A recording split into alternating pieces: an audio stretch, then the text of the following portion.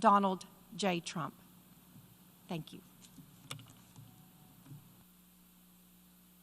It is my profound honor to address the United Nations General Assembly 75 years after the end of World War II and the founding of the United Nations.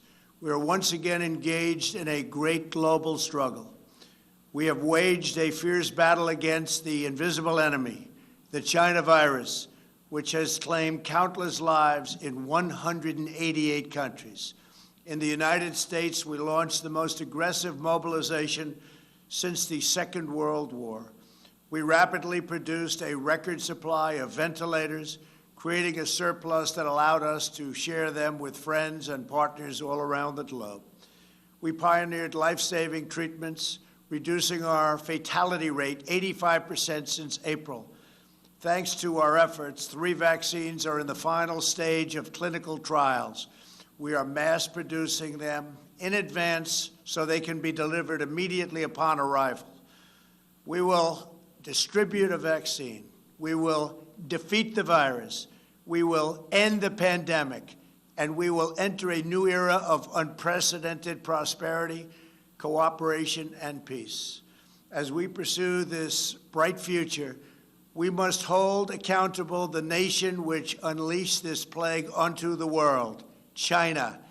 In the earliest days of the virus, China locked down travel domestically while allowing flights to leave China and infect the world.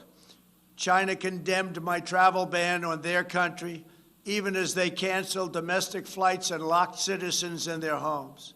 The Chinese government and the World Health Organization, which is virtually controlled by China, falsely declared that there was no evidence of human-to-human transmission. Later, they falsely said people without symptoms would not spread the disease. The United Nations must hold China accountable for their actions. In addition, every year, China dumps millions and millions of tons of plastic and trash into the oceans, overfishes other countries' waters, destroys vast swaths of coral reef, and emits more toxic mercury into the atmosphere than any country anywhere in the world. China's carbon emissions are nearly twice what the U.S. has, and it's rising fast. By contrast, after I withdrew from the one-sided Paris Climate Accord, last year America reduced its carbon emissions by more than any country in the agreement. Those who attack America's exceptional environmental record while ignoring China's rampant pollution are not interested in the environment. They only want to punish America, and I will not stand for it. If the United Nations is to be an effective organization, it must focus on the real problems of the world.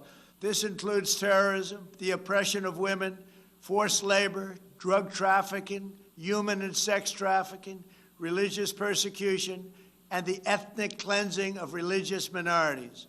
America will always be a leader in human rights. My administration is advancing religious liberty, opportunity for women, the decriminalization of homosexuality, combating human trafficking, and protecting unborn children. We also know that American prosperity is the bedrock of freedom and security all over the world. In 3 short years, we built the greatest economy in history, and we are quickly doing it again. Our military has increased substantially in size. We spent $2.5 trillion over the last 4 years on our military.